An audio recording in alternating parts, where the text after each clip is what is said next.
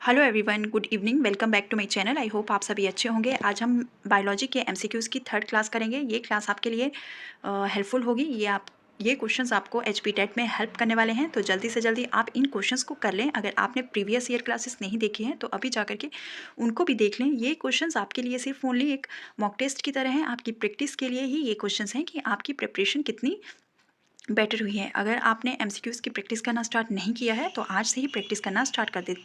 तो चलिए इस क्लास को स्टार्ट करते हैं। First question is the which among following is not a fish. इनमें से कौन सी एक फिश नहीं है?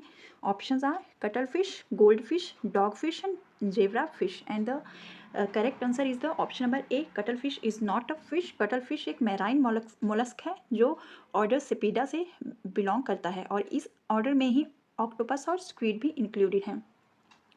जो कटल फिश है और ऑक्टोपस है, स्क्विड है, इनमें एक thick internal calcified shell present होता है जिसको कटल बोन कहा जाता है। तो ये आपका फर्स्ट क्वेश्चन है। ये प्रीवियस ईयर में एचपी टेट में पूछा गया है। 2018 या 19 में ये क्वेश्चन पूछा गया है। चलिए नेक्स्ट क्वेश्चन करते हैं। Question number 2 is the who has introduced two kingdom classification. Two kingdom classification को किसने इंट्रोड्यूस किया था? And options are Carolus Linnaeus, Ernst Haeckel, Copeland and R H. Whittaker. And इसका जो करेक्ट आंसर है वो है कैरोलस लिनियस। कैरोलस लिनियस ने टू किंगडम क्लासिफिकेशन दिया था जिसमें उन्होंने ऑर्गेनिजम्स को टू क्लासेस में क्लासीफाई किया था। प्लांटी एंड एनिमेलिया में उन्होंने ऑर्गेनिज्म को क्लासीफाई किया था। Then question number 3 is the microorganism act upon the dead plant to produce. Options are जब माइक्रो ऑर्गेनिज्म डेड प्लांट के ऊपर एक्ट करते हैं तो वो क्या प्रोड्यूस करते हैं? Options are mushroom, sand, humus and none of the above. And the correct answer is the option number C. जब भी कोई माइक्रो ऑर्गेनिज्म डेड प्लांट के ऊपर एक्ट करता है तो वो ह्यूमस प्रोड्यूस करता है।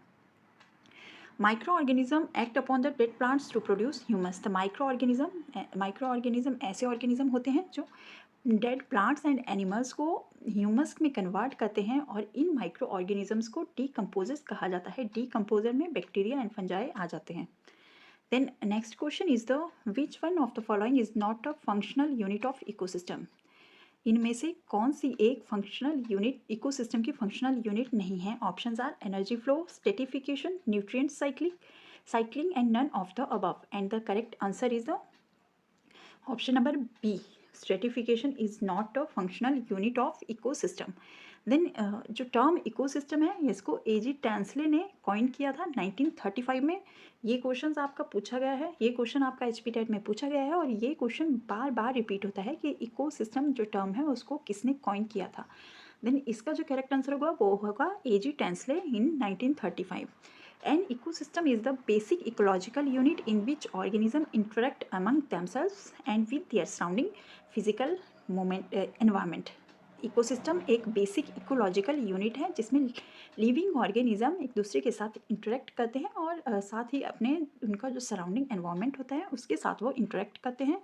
The entire biosphere is refer to as global ecosystem. जो एंटायर बायोस्फीयर है उसको ग्लोबल इकोसिस्टम रेफर किया जाता है। The natural ecosystem and artificial ecosystem, यहाँ से भी 1 मार्क का क्वेश्चन एचपी टेट में पूछा जाता है, इसलिए आपको नेचुरल इकोसिस्टम के बारे में भी पता होना चाहिए और आर्टिफिशियल इकोसिस्टम के बारे में भी पता होना चाहिए कि नेचुरल इकोसिस्टम और आर्टिफिशियल इकोसिस्टम के कौन कौन से एग्जाम्पल हैं। देन नेचुरल इकोसिस्टम में फॉरेस्ट, ग्रासलैंड एंड डेजर्ट आ जाता है, these are natural ecosystem. And artificial ecosystem में क्रॉपफील्ड एंड एक्वेरियम आ जाता है। तो आपको नेचुरल इकोसिस्टम और आर्टिफिशियल इकोसिस्टम के एग्जाम्पल्स पता होने चाहिए क्योंकि एग्जाम्पल से ही आपके क्वेश्चन पूछे गए हैं। Then next question is question number 5, nitrogen fixing legume bacteria is. Options are Rhizobium, Azotobacter, Rhodospirillum and all of the above. And इसका जो करेक्ट आंसर होगा वो होगा option number A, Rhizobium is the nitrogen fixing legume bacteria. Rhizobia is a type of nitrogen fixing soil bacterium can create a symbiotic association with legumes.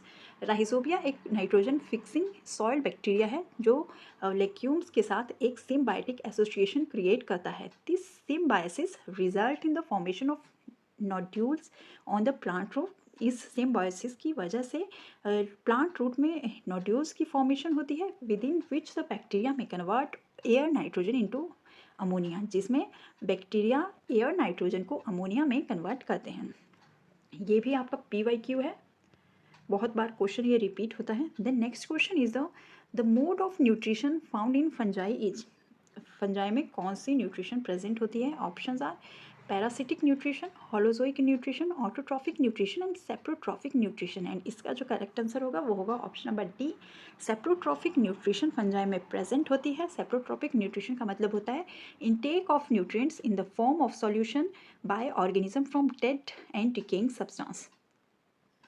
Dead and decaying substance से organism solution के form में nutrients को लेता है, उसको saprotrophic nutrition कहते हैं। Saprotrophic nutrition आपकी फंजाई में प्रेजेंट होती है। Then next question is the which region of the alimentary canal absorbs the digested food? Options are stomach, small intestine, large intestine and the liver, and the correct answer is the option number B, small intestine is the region of the alimentary canal where food is digested. Then the small intestine को small bowel भी कहा जाता है, that connects the stomach to the beginning of the last intestine, जो stomach को large intestine के साथ connect करती है। The small intestine breaks down the stomach food in the stomach and absorb a large portion of the nutrient. Then question number 8 is the which plant hormone promotes dormancy in seeds and buds? कौन सा plant hormone, कौन सा ऐसा hormone है जो plant में seeds में dormancy और बर्ड्स और सीड्स की डोमेंसी को प्रमोट करता है? Options are auxin, gibberellin, cytokinin and abscisic acid. And इसका जो करेक्ट आंसर होगा वो होगा option number D, abscisic acid is the correct answer. Abscisic acid as a plant growth inhibitor as well as metabolic inhibitor act करता है। ये germinating seeds को prevent करता है, सीड्स को जर्मिनेट होने से ये बचाता है। देन ये स्टोमेटल ओपनिंग में हेल्पफुल होता है। सबसे मेन जो इसका यूज़ है वो यही है कि स्टोमेटल ओपनिंग में हेल्प करता है। एब्सिसिक एसिड स्टोमेटल ओपनिंग में हेल्प करता है। Then next question is the longest fiber on the cell body of a neuron is called. Options are sheath, cytoplasm, axon and dendrites. And इसका जो correct answer होगा वो होगा option number C. Axon is the longest fiber on the cell body of a neuron. Then question number 9 is which of the following minerals is related to cytochromes? इनमें से कौन से mineral cytochrome से related हैं? Options are copper and iron, copper, magnesium and iron. And इसका जो correct answer होगा वो होगा option number A, copper and iron both are the minerals is related to cytochromes. Then next question is the which is known as the mitoplast? Options are another name for mitochondria, mitochondria without outer membrane, mitochondria without inner membrane, mitochondria without membranes. And इसका जो correct answer होगा वो होगा option number B, mitoplast is the mitochondria without an outer membrane. Mitoplast electrophysiological analysis of mitochondrial function, mitoplast help करते हैं mitochondria की electrophysiological analysis में ये फंक्शन करते हैं, माइटोकॉन्ड्रियल फंक्शन में ये यूज होते हैं। Then next question is the question number 11, which of the following is a true moss? इनमें से कौन सा एक ट्रू मॉस है? Options are club moss, reindeer moss, Irish moss and bog moss. And इसका जो करेक्ट आंसर होगा वो होगा option number D is the correct answer, bog moss sphagnum is a true moss because club moss एक pteridophytes हैं। इनमें से जो क्लब मॉस है ये टेरिडोफाइट्स हैं, जबकि reindeer moss and Irish moss are lichens, ये लाइकेंस है and club moss is a pteridophyte. And इनमें से जो ट्रू मॉस है वो है स्फेग्नम, बॉग मॉस जिसको कहा जाता है। Then next question is the which of the following is the smallest gymnosperm? कौन सा इनमें से स्मॉलेस्ट जिम्नोस्पर्म है? इसका जो करेक्ट आंसर होगा वो होगा ऑप्शन नंबर सी, ज़ेमिया पिग्मिया। इसका पूरा नाम ज़ेमिया पिग्मिया है, it is a smallest gymnosperm. Then next question is the comb jellies, sea gooseberries, sea walnuts are the example of. Options are Nidaria, Aeschyhelminths, Porphyra and Ctenophores. And इसका जो correct answer होगा वो होगा option number D, Ctenophores. Comb jellies, sea gooseberries and sea walnuts are the example of Ctenophores. Then next question is the question number 14. Hemophilia is caused by. Options are bacteria, virus, genetic mutation, cause unknown. And इसका जो correct answer होगा वो होगा option number C, hemophilia is caused by genetic mutation.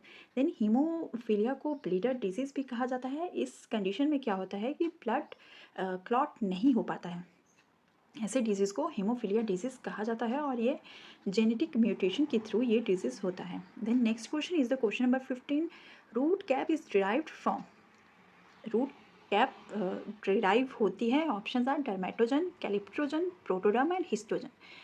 Then इसका जो correct answer होगा वो होगा option number B, root cap is derive from कैलिप्टोजन।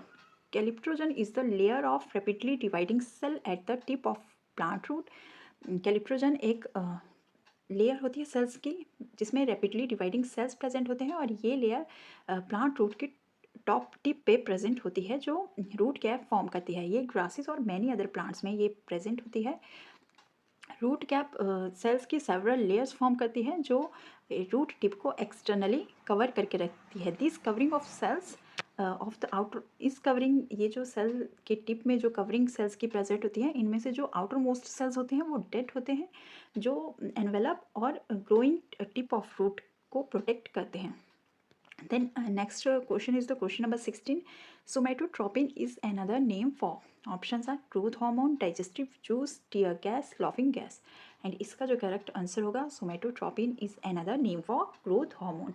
Growth hormone और सोमेटोट्रोपिन को ह्यूमन ग्रोथ हार्मोन भी कहा जाता है। ये एक पेप्टाइड हार्मोन है जो ग्रोथ, सेल रिप्रोडक्शन और सेल रीजनरेशन को स्टिमुलेट करता है ह्यूमंस में एंड अदर एनिमल्स में, इसलिए सोमेटोट्रोपिन हार्मोन को ग्रोथ हार्मोन कहा जाता है। Then question number 17, which of the following are warm blooded animals. इनमें से कौन से वार्म ब्लडेड एनिमल्स हैं? Options are whales, Draco, Alytes and whale shark. And इसका जो करेक्ट आंसर होगा वो होगा option number A, whales are the animal warm blooded animals. Animals जैसे कि मैमल्स एंड बर्ड जो अपने बॉडी टेम्परेचर को कांस्टेंट रखते हैं, ऐसे कांस्टेंट रखते हैं चाहे टेम्परेचर में कोई भी चेंज आए लेकिन फिर भी उनका बॉडी टेम्परेचर कांस्टेंट होता है, ऐसे एनिमल्स को वार्म ब्लडेड एनिमल्स कहा जाता है। इसमें बर्ड्स एंड मैमल्स इंक्लूडेड होते हैं। इनमें इसका जो करेक्ट आंसर वेल्स है। वेल्स आर एक्वेटिक मैमल्स, ये एक्वेटिक मैमल्स हैं और ये वार्म ब्लडेड है। इनमें थिक, इसमें वेल्स में फैट्स की एक थिक लेयर प्रेजेंट होती है जिसको ब्लबर कहा जाता है, जो बॉडी के टेम्परेचर, स्किन के टेम्परेचर को मेंटेन करती है। कोल्ड वाटर में स्किन के टेम्परेचर को मेंटेन करने में हेल्प करता है। Then next question is the tetanus is caused by which of the following causative agents? Options are Vibrio cholerae, Corynebacterium diphtheriae, Treponema pallidum and Clostridium tetani. इसका जो correct answer होगा वो होगा option number D, clostridium tetani cause the disease tetanus. Then next question is the restriction enzyme were discovered by. Option are Smith and Nathans, Alexander Fleming, Berg and none of these. And इसका जो correct answer होगा वो होगा option number A, Smith and Nathans ने restriction enzymes को discover किया है। Then next question is the part of brain which controls emotional reactions in our body is hypothalamus, meninges, cerebrum and thalamus. And इसका जो correct answer होगा वो होगा hypothalamus. Hypothalamus हमारे ब्रेन का ही एक पार्ट है जो हमारे इमोशंस को कंट्रोल करता है। देन और क्या क्या जो फंक्शंस हैं हाइपोथैलेमस के होते हैं वो देख लेते हैं। Hypothalamus is responsible for regulating hunger, thirst, response to pain, level of pleasure, sexual satisfaction, anger, aggressive and behaviour. It regulates pulse, blood pressure, breathing and arousal in response to emotional circumstances. ये functions आपको पता होने चाहिए। इन function से भी आपको, brain के function से भी आपको एक क्वेश्चन पूछा जाता है। The next question is the first successful heart transplantation was done by. Options are D.S. Pental, C.N. Bernard, D. Shetty, P.K. Sen. And इसका जो करेक्ट आंसर होगा वो होगा option number B, C.N. Bernard done the first successful heart transplantation. ये आपके total 20 questions थे जो आपके HP टेट के लिए हेल्पफुल हैं। और आपकी अगर प्रेपरेशन पूरी कंप्लीट हो गई है तो ये आपके लिए एक मॉक टेस्ट की तरह है। आप इन क्वेश्चंस को करिए। अगर आपके क्वेश्चन ठीक हो रहे हैं, आप अच्छे से अपने आंसर कर अच्छे से आप इसका रिप्लाई कर रहे हो, आपको ये क्वेश्चन आ रहे हैं, तो आपका एचपी टेट की प्रिपरेशन अच्छे से हुई है, क्योंकि इसी लेवल के आपके एचपी टेट के क्वेश्चन आते हैं। ज़्यादा हाई लेवल एचपी टेट में नहीं रहता है, ओनली आपके बेसिक्स क्लियर होने चाहिए एचपी टेट के लिए। इसलिए उसी बेस पर ये क्वेश्चंस हैं, और इनमें से बहुत सारे प्रीवियस ईयर क्वेश्चंस हैं, बहुत सारे प्रीवियस ईयर में पूछे गए हैं। तो आज की वीडियो में बस इतना ही। चैनल को लाइक और सब्सक्राइब ज़रूर करें, और सब्सक्राइब करने के बाद बेल आइकन को ज़रूर प्रेस करें। अगर आपको इन क्वेश्चंस का पीडीएफ चाहिए तो आप ये लिंक टेलीग्राम पर जाकर इस लिंक पर क्लिक कर सकते हैं, आपको वहाँ इसका पीडीएफ मिल जाएगा, और विथ आंसर्स आपको ये पीडीएफ अवेलेबल होगा। Bye bye, take care.